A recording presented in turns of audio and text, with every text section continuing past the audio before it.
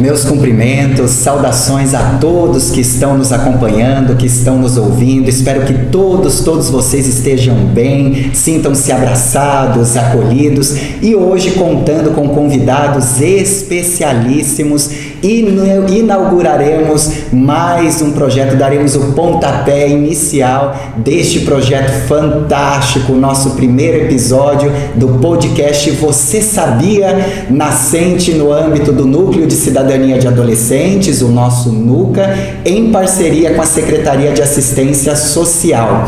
Nesta ocasião, trataremos do Dia Nacional de Combate ao Abuso e à Exploração Sexual Infantil de crianças e adolescentes. Estamos hoje com convidadas maravilhosas e especialíssimas, como eu disse, a delegada da Delegacia Especializada de Defesa da Mulher, da Criança e do Idoso, a doutora Paula Gomes Araújo, seja bem-vinda, e também com a psicóloga do Serviço de Acolhimento Institucional para Crianças e Adolescentes, Fernanda Oliveira.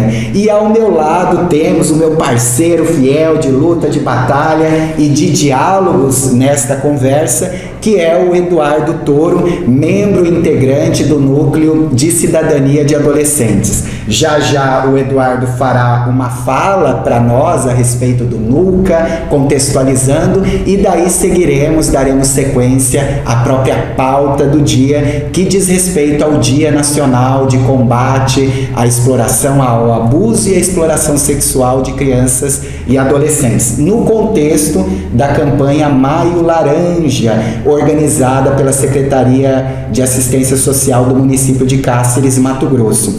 Eu sou José Ricardo Menacho, professor da Universidade do Estado de Mato Grosso, professor do curso de Direito da nossa Casa Comum, a UNEMAT, e vou ajudar, como eu já disse, em parceria com meu colega, parceiro Eduardo Toro, na condução dos trabalhos, não é mesmo, Eduardo? Então passo ao Eduardo para ele contextualizar para nós falar um pouquinho sobre o NUCA, o que é o NUCA, as atividades, um pouco das atividades do NUCA. Primeiramente, olá, bom dia, boa tarde, boa noite, dependendo do horário em que você está assistindo. Eu me chamo Eduardo Augusto e eu sou um dos 16 representantes do Núcleo de Cidadania de Adolescentes, o NUCA. Bom, o NUCA, ele veio para ajudar a nossa convivência como adolescentes, como jovens, dentro da nossa sociedade. Para ajudar com projetos e ideias inovadoras. Bom, eu gostaria também de estar falando sobre a minha experiência como NUCA. E assim, não tem um outro lugar que eu fui, que eu participei, que eu estive, que eu tive essa sensação de liberdade de expressão, para você falar, para você ajudar. Então, para mim, como um integrante, participante do NUCA, isso é o grande diferencial, é a importância que o NUCA tem dentro da nossa sociedade, como jovens, e é isso, essa sensação de liberdade, você poder falar e saber que você está sendo escutado, é muito bom. Então, por isso que se tiver alguém de 12 a 18 anos de idade que tem interesse de estar participando de um projeto como o NUCA, gostaria de estar convidando você, jovem, a estar participando do NUCA. Também siga nossas redes sociais, no Instagram, NUCA _Cáceres _Unicef.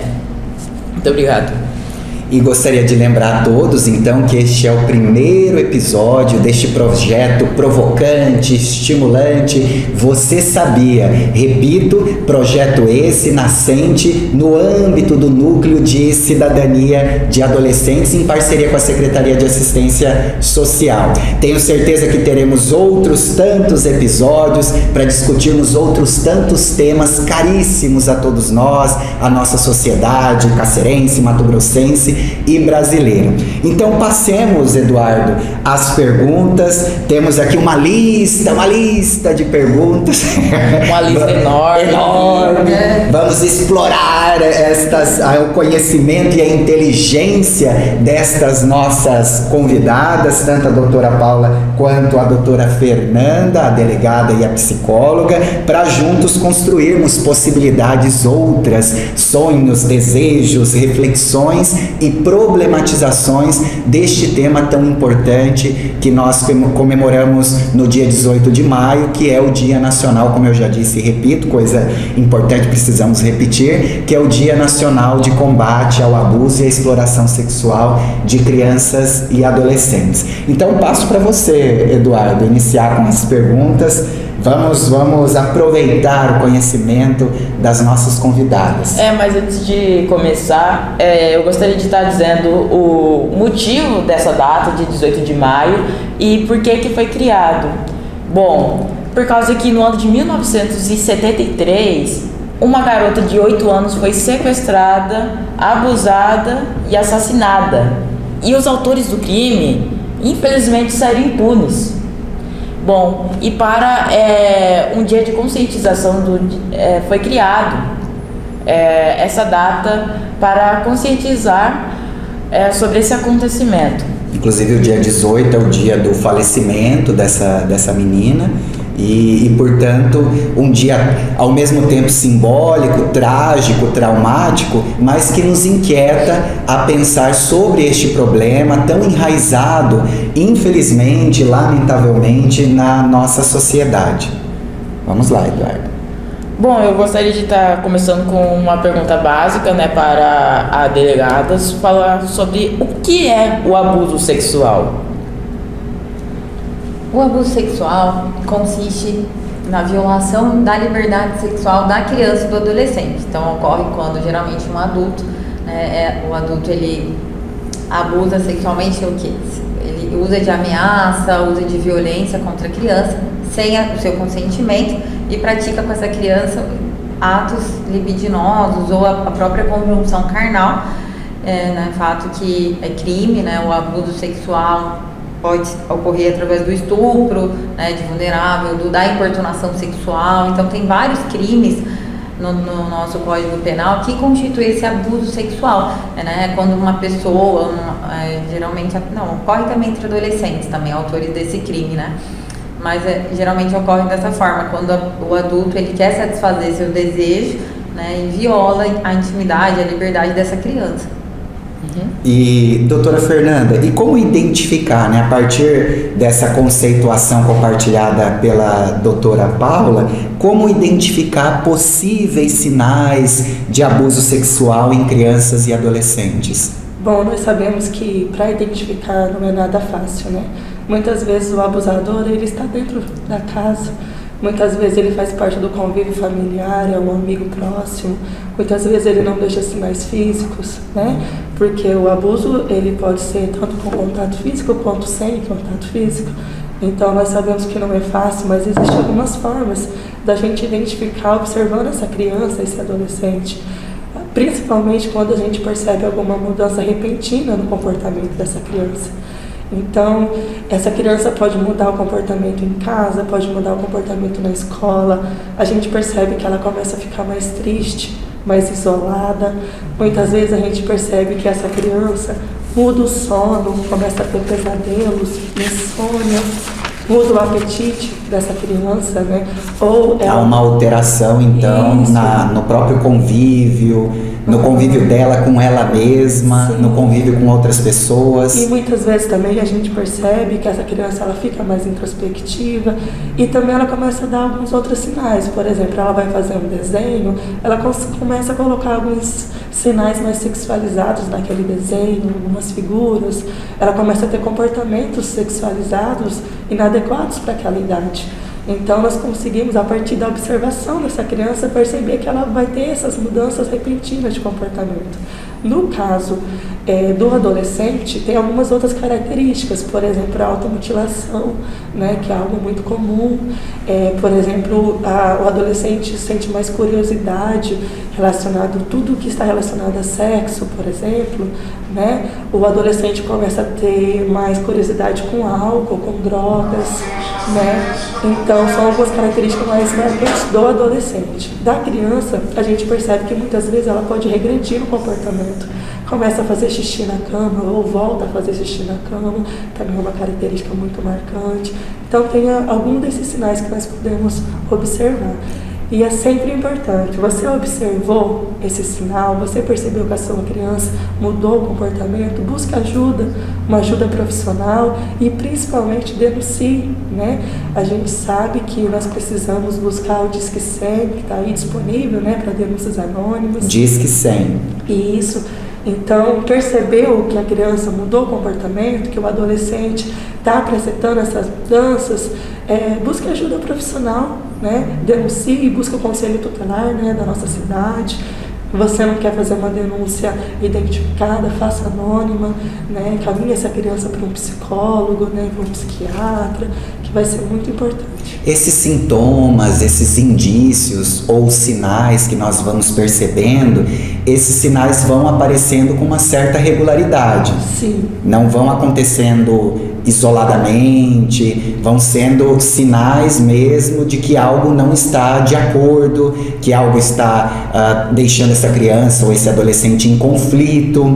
Então são sinais mesmos que vão numa certa regularidade e nós que temos responsabilidade por essas crianças e por esses adolescentes, precisamos ficar atentos. Eu acho que esse é o grande recado, né? Sim, eu sempre digo que, primeiro, a observação constante da criança e esse diálogo constante. Porque se a família, os professores conseguirem manter esse diálogo, vai ser mais fácil perceber uma mudança repentina no comportamento dessa criança. Então, assim, se essa criança sempre foi mais extrovertida e de uma hora para outra ela está mais introspectiva, então já tem um sinalzinho, né? Por que ela mudou? Então a gente já precisa pensar que algo ali aconteceu ou está acontecendo, né? Então, assim, de uma hora para outra ela começou a ter muitos pesadelos. Então a gente já tem que pensar o que está acontecendo. Antes ela não tinha esses pesadelos. Pode ser um abuso sexual, pode ser outras coisas também? Também. Então a gente sempre tem que estar alerta. Eduardo. Bom, e o perfil do abusador, que a gente sabe que existem pessoas que conseguem esconder bem, às vezes até mesmo um amigo que é de confiança desde pequeno, ele é um abusador. Sim. Então, essa pergunta é muito importante, Eduardo, porque 85% dos agressores, eles estão dentro das casas. Não tem perfil, Né? né? Não tem Daquele perfil. bandido, né? Então é muito importante a gente falar sobre isso, porque muitas vezes é um conhecido da família, né? Muitas vezes é um amigo próximo. Vou dar um exemplo, às vezes vai uma pessoa para dormir na nossa casa, que a gente tem um relacionamento de amizade. Uma visita. Uma visita, ele pode ser um abusador, né? Então, assim, não tem um perfil específico. Então a gente sempre tem que estar alerta mesmo, a gente precisa estar observando essa criança, a gente precisa sempre estar buscando trazê-la para próximo, né, próximo de nós, para que se caso acontecer alguma coisa ela possa nos contar. Né? Algo que me chamou a atenção que a doutora Paula acabou de comentar, que não há esse estereótipo, né, do bandido, do criminoso, que muitas vezes nós podemos imaginar, mas é qualquer pessoa. Por isso que até para investigação é bem difícil, porque às vezes a própria mãe do adolescente, da criança, ela não acredita, por ser realmente uma pessoa íntima da família. Ontem mesmo eu estava com um caso na delegacia, que a escrivã me chamou para eu conversar com o adolescente. Ela falou que ninguém acredita em mim, minha mãe não acredita, por isso que eu demorei para denunciar, porque ele me ameaçava, e era o esposo da prima dela, que somente nas reuniões de família, né? Ele aproveitava que às vezes ficava sozinho com a adolescente e praticava, passava a mão pelo corpo dela, né, sem a vontade dela. Então a própria família não acredita, então aí isso gera o quê? O jovem fica e fala, não vou pra delegacia então, se a minha mãe não acredita em mim. Então é muito importante essa conscientização, né, da sociedade, de que a criança, isso eu acho, além disso, mais importante ainda é observar o comportamento dela, né, Porque se a família, né, na escola não observa, pra gente na delegacia fica mais difícil. Agora, quando a gente tem aquela certeza que a família está convicta de realmente a criança ou adolescente sofrer esse abuso, aí pra gente fica mais fácil ainda, né? Pra gente chegar à conclusão do inquérito, chegar à prisão, né, do agressor.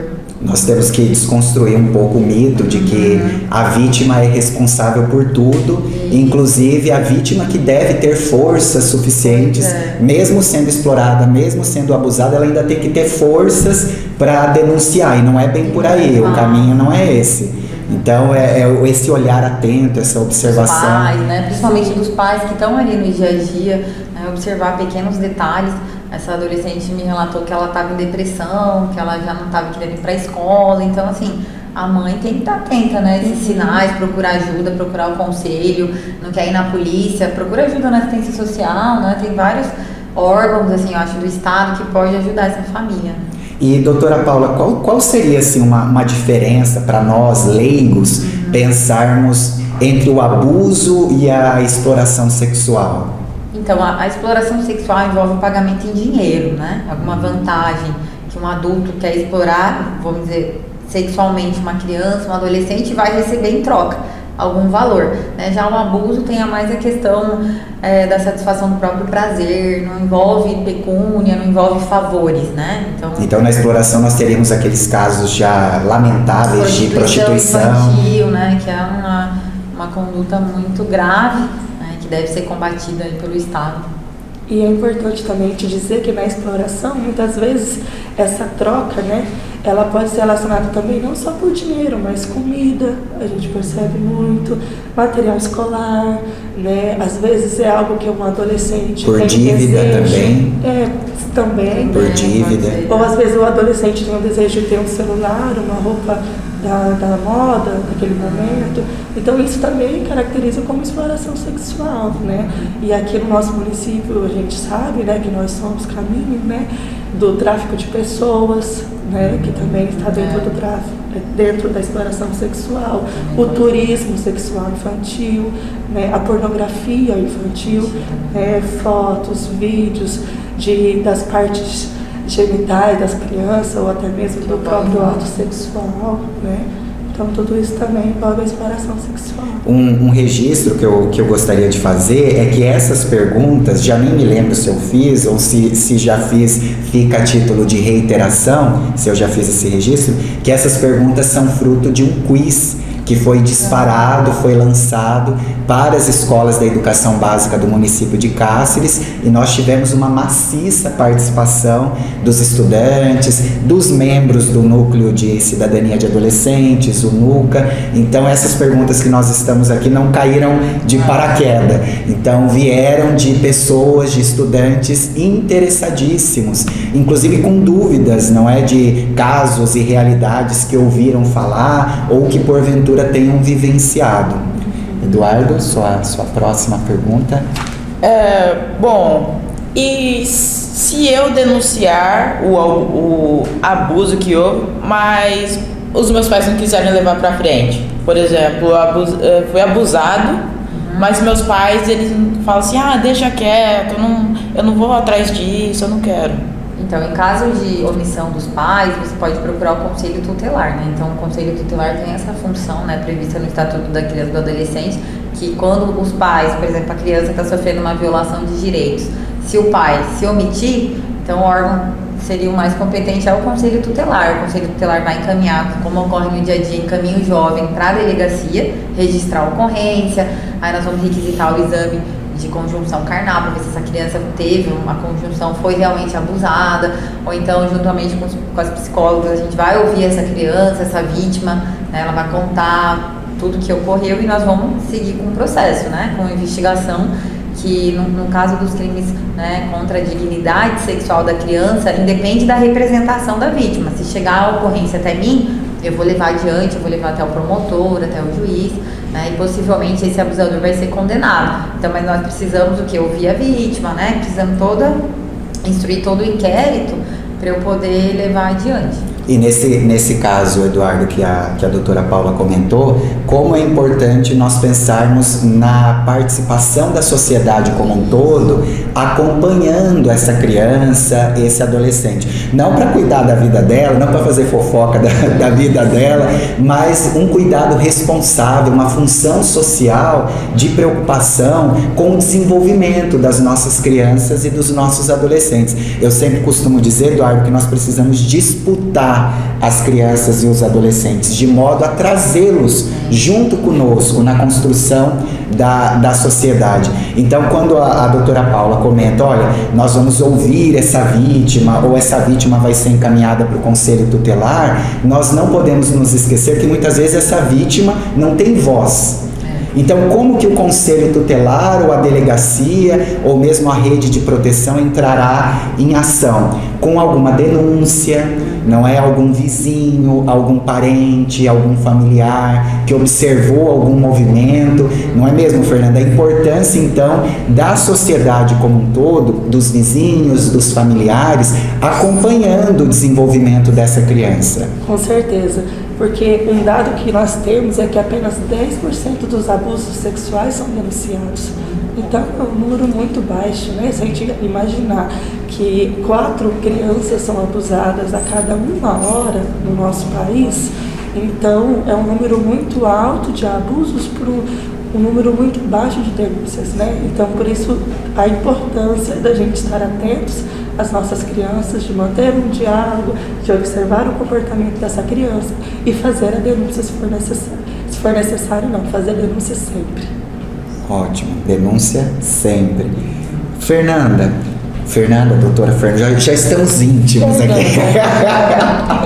Quando a criança tem dúvidas, não se recorda de algum aspecto ou se recusa a falar, então estamos diante de um caso concreto com uma vítima de abuso sexual e a delegada ou a rede de proteção ou o conselho tutelar tentando investigar, tentando entender o que aconteceu, e às vezes essa criança, vamos imaginar esse caso hipotético, da criança negar, da criança mentir, ou do adolescente criar um conto de fadas na cabeça, de que na verdade aquilo que aconteceu com ela foi amor, foi paixão, que foi destinada, dispensada a ela. Como que nós conseguimos, enquanto profissionais, lidar com essa situação da negação da criança ou do adolescente, repito, que foram vítimas de uma situação, de uma circunstância de abuso e já foi comprovado, já foi identificado a partir de várias denúncias, mas essa criança ainda nega, não se abre, não conta detalhes que são importantes também para que os devidos encaminhamentos sejam feitos. Sim, o abuso nós sabemos que ele pode ser tanto com contato físico quanto sem, como também com consentimento da criança ou sem, né? Então nós sabemos que os abusadores muitas vezes estão dentro das casas ou não, mas em sua maioria sim. Então muitas vezes eles utilizam de sedução, né? De manipulação. Então isso pode acontecer. A criança ou adolescente, ela pode ser seduzida, ela pode ser manipulada, né? Ela pode entender que pode naturalizar o processo do abuso, porque talvez está recebendo algo em troca. E muitas vezes ela pode estar recebendo algo em troca, pode ser amor, pode ser um carinho que ela nunca recebeu, e ela pode estar associando esse abuso a afeto, né?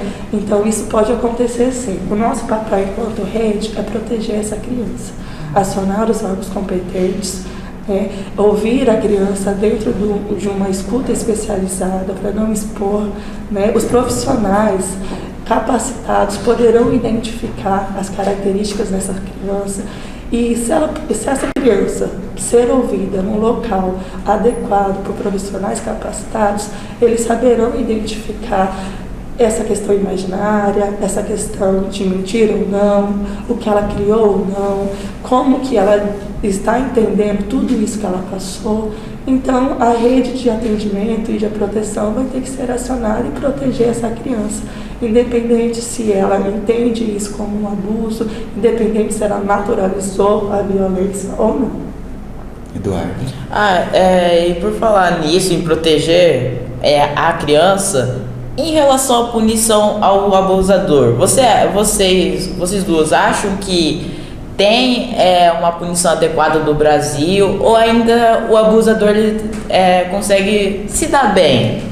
Eu acredito que tem sim, né? A legislação em relação aos estupros de vulnerável, né, que é um menor de idade, tanto estupro, outras importunações sexuais, tem penas que chega a 15 anos de prisão, que ocorre. Como esse crime é difícil a investigação, porque ocorre no âmbito familiar, às escondidas, igual a família às vezes não acredita, né, na criança e no adolescente. Então, para a polícia, para o Ministério Público, para o juiz, para ter uma condenação, a gente precisa de todo essas provas, né? Vamos dizer, por isso que é importante, eu acredito, que a integração da rede de proteção. Eu comecei agora na delegacia especializada, tem 3 semanas, e eu vejo que às vezes é uma questão social também, né? De estar ajudando. Antes de se pensar na punição. Mas eu penso mais nesse lado também, da criança poder denunciar, poder ter coragem, poder sentir que os órgãos vão acreditar nela, né? Então, assim, ele tem punição, sim, nós temos penas muito graves para estupro, né? A questão é denuncie, né? Tem que chegar até nós, tem que chegar até a rede de proteção, né? Eu preciso colocar no papel tudo isso, né? Eu preciso ouvir a criança, do adolescente, reunir todos esses elementos, exames, mas não vai ficar impune, né? Se chegar até nós vamos investigar, a gente não arquiva, né? Casos de violação de direito, a gente vai ouvir todos, né? Ouvir a vítima, ouvir os familiares. Então a gente precisa que as partes envolvidas tenham essa noção de que tem justiça, né? Só que tem que denunciar. E algo interessante, Eduardo, colocado pela doutora Paula, que nós precisamos destacar para os nossos ouvintes, é que antes mesmo da punição propriamente dita, que existe a punição, como bem a doutora explicou, mas nós precisamos nos preocupar com esse caldo de cultura que ainda promove situações como essas. E daí a importância da rede, daí a importância da prevenção, daí a importância de podcasts como este que estamos fazendo. Uma coisa interessante é esse trauma que a criança, o acompanhamento posterior é interessante, porque a gente quer que essa criança, que esse adolescente tenha uma vida normal, né? Sim. Então isso é muito importante, eu acredito que o Estado dê esse apoio também, né, para esses jovens que sofrem nessa porque senão será uma permanência desse estado de vítima, né? Ela sofreu um trauma e continua reiteradamente com o passar do tempo nessa situação. Sim. E como é importante, né, para fazer esse destaque de nós combatermos o caldo de cultura que produz, né, como eu já disse e repito, que produz circunstâncias como essas, absurdos como esses, de abuso, de exploração sexual, com informações, combatendo a própria ignorância em relação ao tema, combatendo tabus porventura existentes em relação ao tema, em conversas assim, abertas, nas escolas, em projetos dos mais variados, para nós tirarmos o lugar esse da discussão sobre o combate ao abuso e à exploração, desse lugar distante, que acontece, nós sabemos que acontece, mas fica ali às escondidas, sombreado, e jogar luzes mesmo nesse lugar, nesses episódios, nessas circunstâncias de abuso e exploração sexual. Fernanda, sobre esse caldo de cultura que eu já comentei e repeti algumas vezes, pensando no próprio trabalho da rede, no trabalho de prevenção, como funciona, como nós caminhamos por aí? Eu acredito que inicialmente a prevenção ela sempre tem que iniciar no ambiente familiar, né? Eu digo principalmente na questão do diálogo mesmo entre a família e a criança. Não tem idade. Desde a criança pequenininha nós já podemos manter um diálogo, explicar para ela onde que pode tocar e onde não pode, quais são os órgãos genitais, né? Onde que são as áreas que a gente pode receber um carinho e onde a gente não pode. Nós precisamos alertar também a criança a respeito de não conversar com estranhos, especialmente na internet, que a gente percebe hoje o quanto que a internet está de fácil acesso e que bom para um lado, mas que para o outro lado trazem também muitos riscos, né? E dentro dessa prevenção em casa, a gente também precisa sempre ouvir essa criança e também, se você tem dúvida se ela está falando a verdade ou não, como a gente escuta muito, mesmo assim denuncie, né? Deixa que os órgãos especializados façam a investigação necessária. E no caso da rede, Nós podemos, por exemplo, na assistência social, né, que é onde eu trabalho, nós temos os CRAS, né, que trabalham a prevenção através do serviço de convivência, através do serviço do serviço realizado com as famílias. Né? No caso, quando o direito já é violado, nós temos o CREAS, né, que faz esse trabalho também. As escolas têm um papel fundamental, né, na prevenção, de observar essa criança, de levar informação para essa criança, os projetos sociais. Então, acredito que a rede realmente precisa se unir para poder realmente trabalhar a prevenção e que esses momentos aconteçam mais vezes, não só no mês de maio, né, não só no dia 18, mas durante todo o ano, para que a gente possa falar sobre isso, para que mais crianças sejam protegidas e que crianças percebam que elas estão tendo o seu direito violado. Eu, enquanto profissional, percebo que muitas vezes a criança também não percebe que seu direito está sendo violado, que seu corpo está sendo violado, né? Muitas vezes ela acha que aquele carinho foi normal. Então, assim, eu acho que a gente precisa falar que o abuso, ele não acontece só quando tem conjunção carnal, né? Mas é quando aquele carinho que foi feito, que é aquele carinho que você não quis receber, foi aquele carinho que você recebeu numa parte íntima, né? É importante a gente sempre estar destacando que quando um adulto leva essa criança para assistir um vídeo pornográfico, quando adultos têm relação sexual na frente dessa criança, tudo isso também caracteriza abuso sexual, né?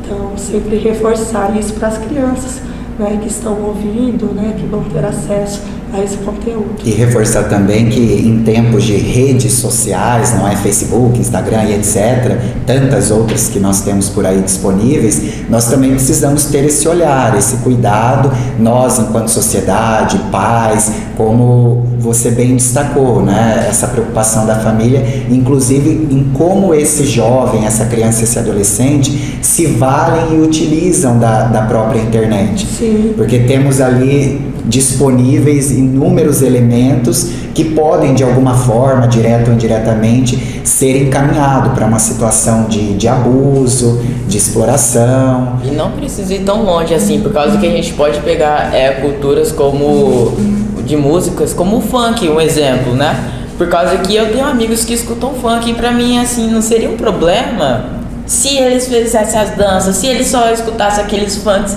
que são pesados, com umas letras fazendo uma glorificação da violência, do abuso sexual, enfim.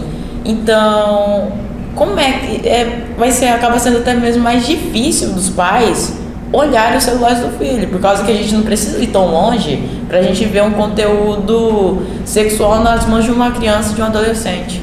Sim, por isso que é tão importante a supervisão dos pais, tanto com criança quanto com adolescente, né?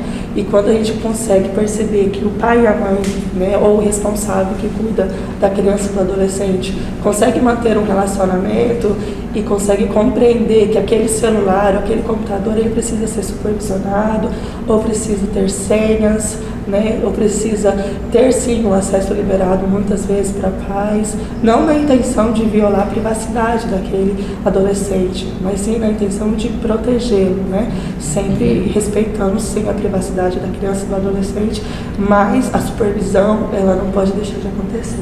E tudo vai se resolvendo dentro do possível com a informação, com o diálogo, a comunicação, esse cuidado, né, que eu já disse aqui algumas vezes, a partir até das falas que vocês trouxeram para nós, o cuidado da própria sociedade. Então, o amadurecimento, a qualificação desse cuidado vai nos ajudando a sair dessas encruzilhadas e vai nos ajudando a prevenir essas circunstâncias tão lamentáveis que ainda, infelizmente, acontecem. E daí, para fechar, o Eduardo e eu, nós gostaríamos muitíssimo de ouvi-las sobre o nosso futuro, perspectivas de futuro. Nós estamos falando do combate ao abuso e à exploração sexual de crianças e adolescentes. Então, como que nós vemos, como vocês veem o horizonte para nós, na nossa sociedade, em relação a esse tema? Porque nós já temos, de certa forma, a problemática identificada. E aí, quais seriam os caminhos para nós superarmos, ainda que etapa a etapa, passo a passo? Sabemos que nenhuma andorinha faz verão e nenhum milagre acontece da noite para o dia. Não é sempre um processo, uma construção, mas nós gostaríamos de ouvi-las a respeito do futuro, das projeções que nós podemos fazer, das perspectivas que nós temos daqui para frente, nessa luta, neste combate contra o abuso e a exploração sexual.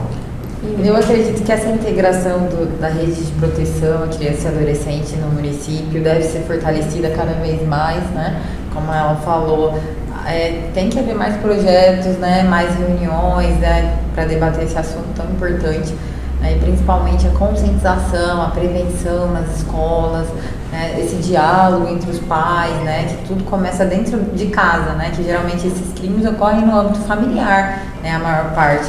Então eu acredito muito que essa conscientização de todos vai sim diminuir os casos, né, de violência sexual. O jovem também tem que ter essa conscientização, né, do que é certo e o que é errado, né? Não pode, porque está sofrendo, ele não pode também querer tirar. Eu já vi casos, né, de jovens entrarem em depressão, querer tirar a própria vida por estar sofrendo abuso. Então, assim, tem que buscar ajuda, né? Essa rede tem que melhorar para a gente poder, né, realmente fazer valer a lei, né? Condenar os agressores, né? Essa vítima poder se sentir acolhida na sociedade. E quero dizer também que a delegacia, né, nós temos casos diários de abusos sexuais, nosso trabalho é esse, então tem que procurar ajuda, tem que procurar denunciar, né, registrar a ocorrência, né, da delegacia, que nós vamos apurar, nós vamos até o fim. Não ter medo de buscar ajuda, né? Eu acho que é uma boa mensagem para nós fixarmos, destacarmos. Não ter medo de buscar ajuda numa situação como essa, quando o próprio jovem, a criança, o adolescente se vê numa situação como essa, ou mesmo quando a vizinhança, outros parentes também observam, identificam uma situação como essa, né? Não ter medo de buscar ajuda. Fernanda? Eu fico muito feliz com oportunidades como essa, que eu acredito que já é um passo muito grande para a gente poder trabalhar a prevenção, né? Porque fico muito esperançosa quando a gente começa a falar sobre prevenção, porque há muitos anos atrás a gente não falava, né? A gente não trabalhava a prevenção. Então, acredito que nós precisamos fortalecer a rede, sim, né? Nós precisamos nos fortalecer enquanto seres humanos também, para ouvir, para atender essas crianças, esses adolescentes, e também apoiar essas crianças que estão sendo vítimas, né, para que elas tenham também um atendimento adequado, caso elas sofram, né, qualquer tipo de abuso. E para as nossas crianças e adolescentes que estão ouvindo, né, para que eles realmente não tenham medo de denunciar. Se tiver dúvida se é abuso ou não, denuncie, né, que a investigação será feita.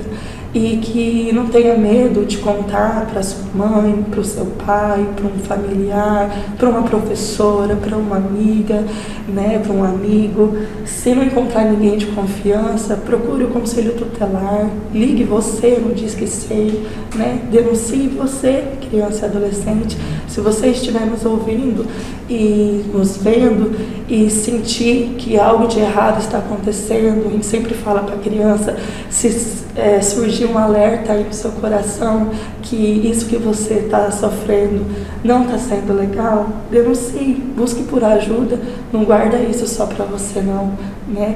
Que com certeza terão pessoas que poderão te apoiar nisso. Nós agradecemos muitíssimo, não é mesmo, Eduardo? Sim, a gente agradece por vocês terem comparecido aqui no nosso primeiro episódio do podcast Você Sabia?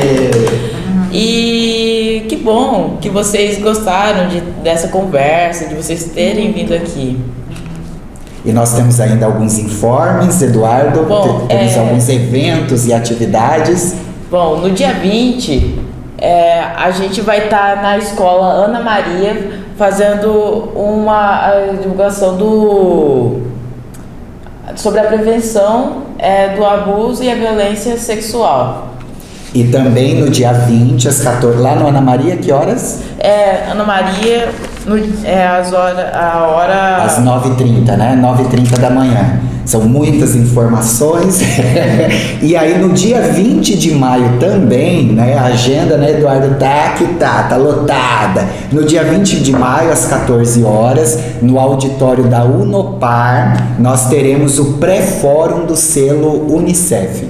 Nós agradecemos mais uma vez a atenção, a qualidade desta conversa. Doutora Paula, que eu não conhecia, doutora Fernanda, que eu já conhecia, então foi um maravilhoso encontro e vamos ter ainda outras oportunidades. Espero que vocês que estejam nos acompanhando curtam, comentem, compartilhem este material e comentem lá pedindo novos episódios para que este podcast Você Sabia, nós tenhamos outras oportunidades, não é mesmo, Eduardo? Exatamente. E novamente fazendo o convite para os jovens que queiram participar do NUCA, de 12 a 18 anos e que tenham interesse. E não nos esqueçamos de que cuidar de nossas crianças e adolescentes é responsabilidade de todos nós. É uma responsabilidade nossa enquanto sociedade. Fique atento, proteja. Até mais, saudações e nos vemos no próximo episódio.